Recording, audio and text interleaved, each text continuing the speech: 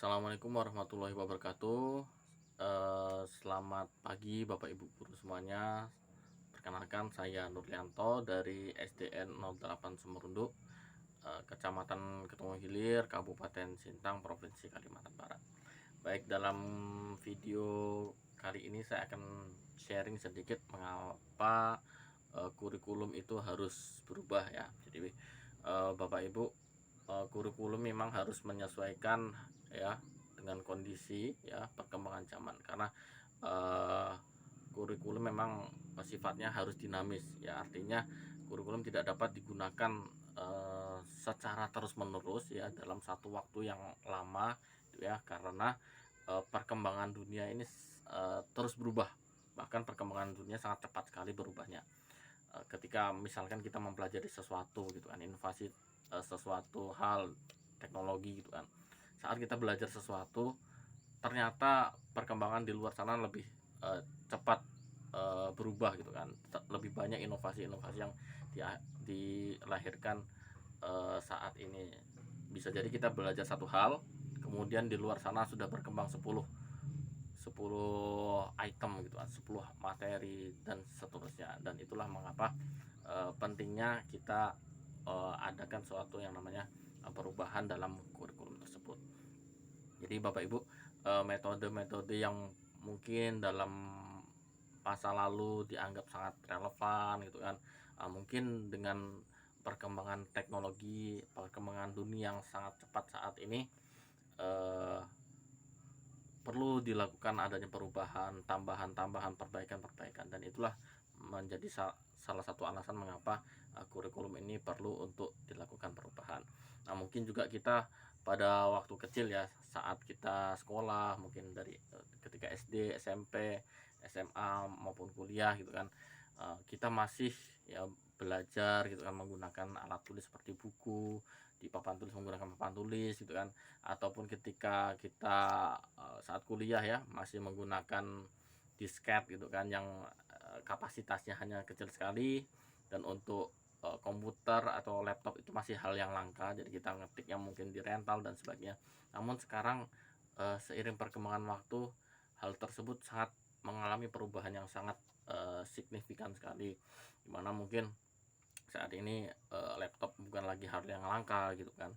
Kemudian kita dapat melakukan internet, memanfaatkan internet kapanpun dimanapun, baik menggunakan laptop, jaringan wifi, maupun bahkan dalam genggaman kita.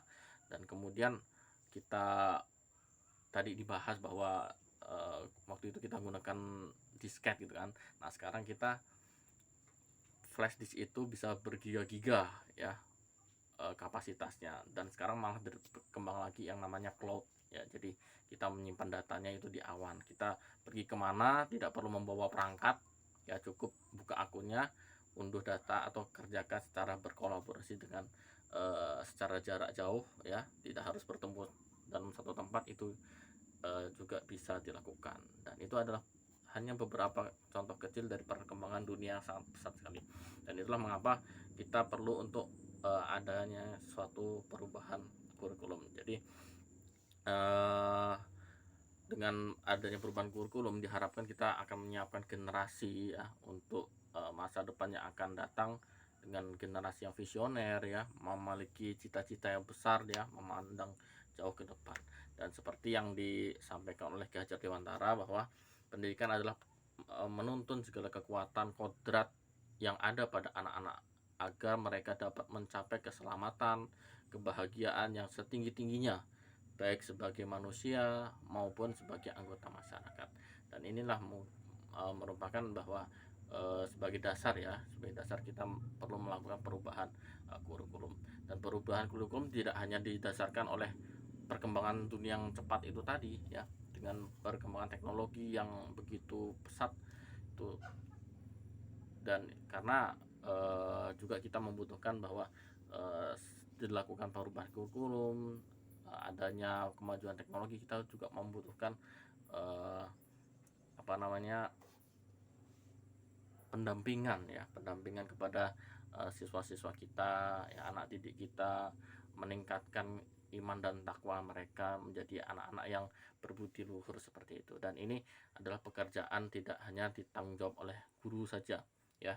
Kita sebagai guru punya kewajiban untuk selalu mengimprovisasi, memperbaiki proses pembelajaran dalam kelas kita, mendampingi siswa ketika kita berada di sekolah. Dan tidak hanya guru, ya, yang terlibat juga perlu adanya tanggung jawab dari orang tua. Bagaimana mereka mendampingi siswa ketika di rumah, mendidik mereka, ya, menasehati mereka, menanamkan nilai-nilai yang baik, itu juga merupakan tanggung jawab dari orang tua. Kemudian masyarakat. Nah, di sini adalah pentingnya eh, eh, suatu perubahan itu juga dipengaruhi oleh masyarakat. Masyarakat perlu untuk menjadi contoh yang baik kepada anak-anak didik kita, ya, mendampingi mereka, mengingatkan mereka, ya, memberikan contoh-contoh yang baik bagaimana menjadi anak yang berbudi luhur, ya, sopan santun, taat kepada orang tua, rajin beribadah dan sebagainya. Dan ini merupakan harapan kita dengan adanya perubahan kurikulum. Ya, selain mampu untuk menyesuaikan dengan perkembangan zaman, anak-anak kita juga diharapkan lebih lagi untuk berkembang budi pekertinya, meningkat iman dan takwanya seperti itu. Mungkin itu yang apa ya, alasan mengapa kurikulum itu harus berubah, ya, sedikit sharing dari saya. Mungkin masih banyak kekurangannya. Nanti kita akan bisa sharing-sharing lebih lanjut. Saya juga masih belajar. Mudah-mudahan uh, ada waktu lain untuk kita bertemu kembali. Sekian, terima kasih. Assalamualaikum warahmatullahi wabarakatuh.